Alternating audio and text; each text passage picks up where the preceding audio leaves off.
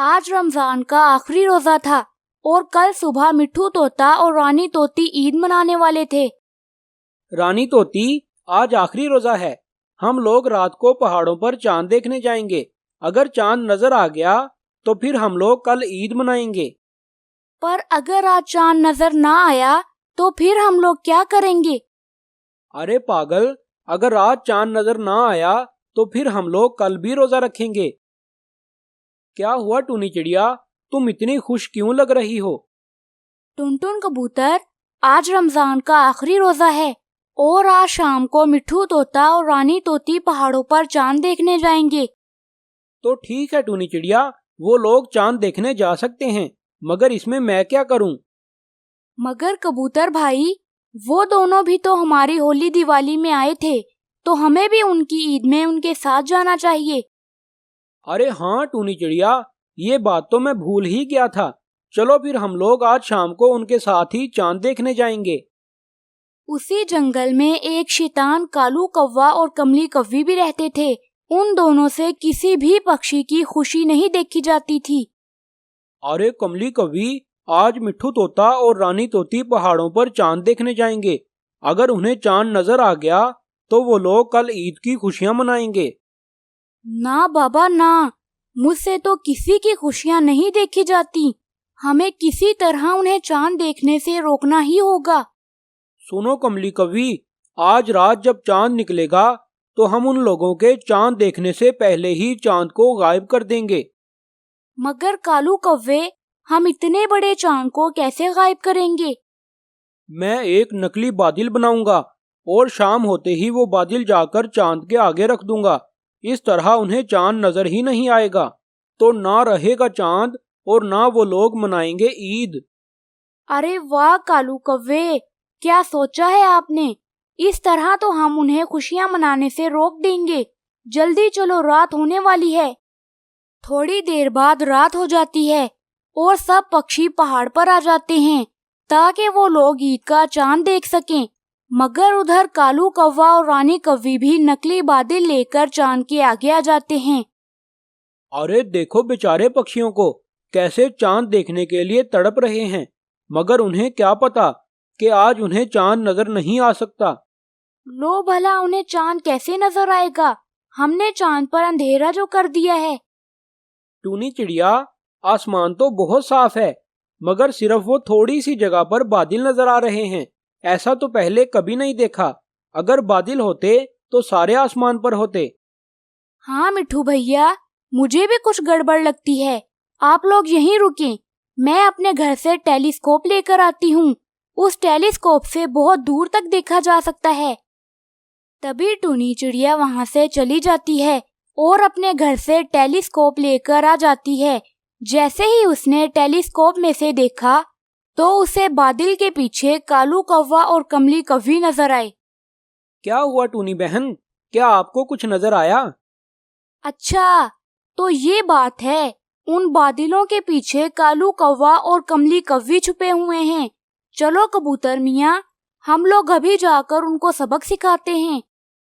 तभी टूनी चिड़िया और टुनटुन कबूतर डंडे लेकर उन दोनों के पास पहुंच जाते हैं और जाकर उन दोनों की खूब पिटाई करते हैं। अब सुनाओ कालू कव्वे और कमली कव्वी, अब आया मजा शरारत करने का? टूनी चिड़िया, हमें क्षमा कर दो, हमसे बहुत बड़ी गलती हो गई। हम लोग दोबारा कभी ऐसा नहीं करेंगे। इस तरह टूनी चिड़िया और टुनटुन कबूतर उन दोनों को उनके बादल समेत नीचे ले आते हैं और आसमान पर चांद नजर आ जाता है। अरे वो देखो सामने, आसमान पर चांद नजर आ गया है। रानी तोती, तुम्हें मेरी तरफ से बहुत बहुत ईद मुबारक। आपको भी मेरी तरफ से बहुत बहुत ईद मुबारक। चले घर जाकर बहुत ज्यादा मिठाइयाँ बनाते हैं। इस तरह वो सब पक्षी मिट्ठू तोते के घर चले जाते हैं और वहाँ जाकर मजे मजे के खाने खाकर चांद रात मनाते हैं। कालू कौवा हर काम में 2 नंबरी किया करता था और वो अपने बेटे बबलू कौवे को स्कूल में फर्स्ट लाने के लिए कुछ भी कर सकता था।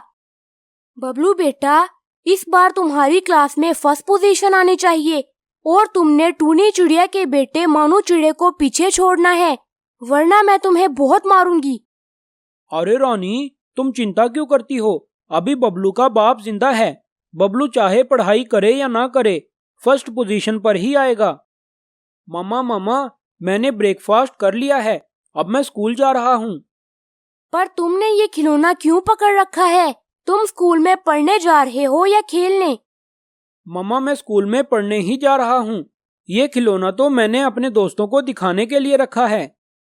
ये कहकर बबलू कौवा स्कूल की तरफ चला जाता है, मगर वो रास्ते में नदी के पास रुक जाता है। तभी वहाँ पर टूनी चिड़िया का बेटा मानू चिड़ा आ जाता है। अरे बबलू कौवे, तुम यहाँ पर क्यों बैठ गए? क्या तुमने स्कूल नहीं जाना? नहीं मानू, आज मैं स्कूल नहीं जाऊंगा। आज तो मेरा यहाँ पर खेलने का मन है। ये अब खेलने के दिन नहीं है मेरे दोस्त, अब तो बस पढ़ाई करने का टाइम है, क्योंकि हमारे एग्जाम्स आ गए हैं। तो जाओ फिर जाकर पढ़ाई करो। तुम यहाँ पर क्या कर रहे हो? मेरे पापा कहते हैं कि मैं पढ़ाई करूं या ना करूं, मैं तो फर्स्ट पोजीशन पर ही आऊंगा। ये सुनकर मानू चिड़ा वहाँ से चला जाता है और जाकर क्लास में बैठ जाता है। मानू बेटा, आज बबलू कौवा स्कूल क्यों नहीं आया? पता नहीं टीचर, वो घर से तो स्कूल जाने के लिए ही निकला था, मगर रास्ते में नदी के पास खेलने लग गया। जब मैंने उससे पूछा तो उसने कहा कि वो आज स्कूल नहीं आएगा। अच्छा चलो तुम मुझे ये बताओ कि कल हमने क्या पढ़ा था? टीचर, कल हमने पढ़ा था कि हमें सूरज की दिशा देखकर ही अपना घोंसला बनाना चाहिए।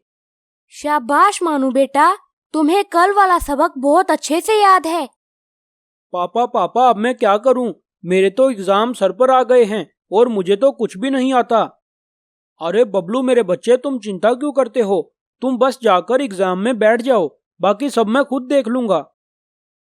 बबलू कौवा जाकर एग्जाम में बैठ जाता है और कालू कौवा रिश्वत लेकर स्कूल के प्रिंसिपल के पास पहुंच जाता है।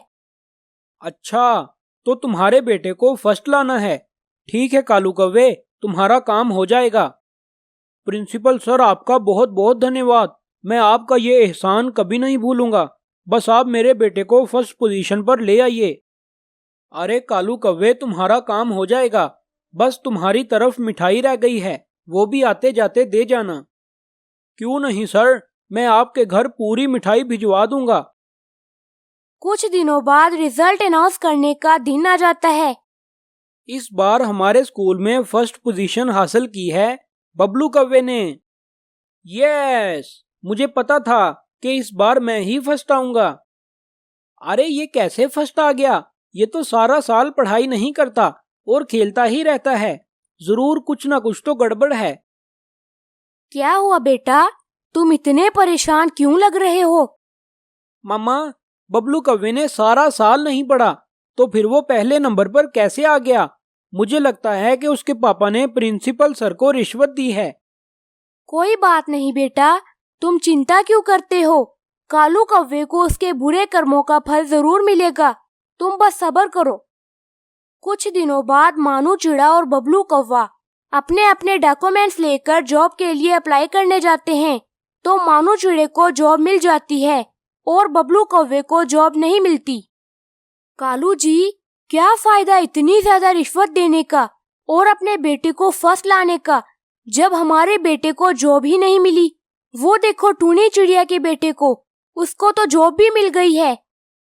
तो प्यारे दोस्तों, इस कहानी से हमें ये सबक मिलता है कि रिश्वत देकर काम करवाने का कोई फायदा नहीं होता।